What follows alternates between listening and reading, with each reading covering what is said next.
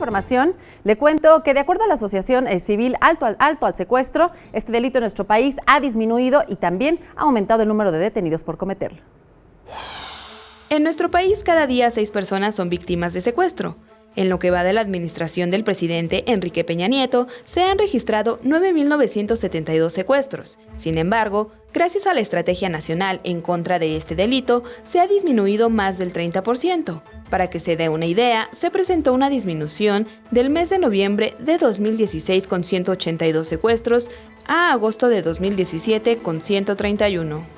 Este mes tuvimos 131 secuestros, 197 víctimas y 149 detenidos. Hoy nos da mucho gusto decir que en detenidos tuvimos un incremento del 40% de detenidos más.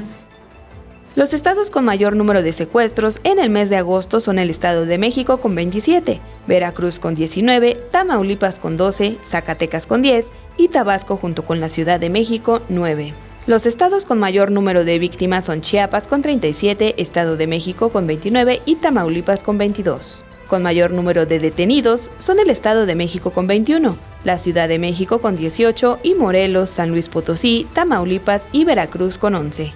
En algunos estados de la República se ha dejado de tener unidades especiales contra el secuestro, por lo que la presidenta de la Asociación Alto al Secuestro, Isabel Miranda de Gualas, informó que se requiere ampliar la ley para prevenir y sancionar el secuestro.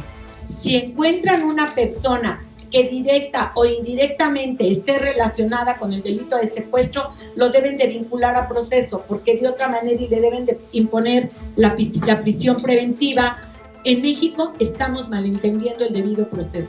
El debido proceso es que cada quien en el proceso tenga lo que le corresponda, y es proteger al inocente, que no quede impune el delito y darle a cada quien lo que merece. Iraíz Morquecho, 21 Noticias.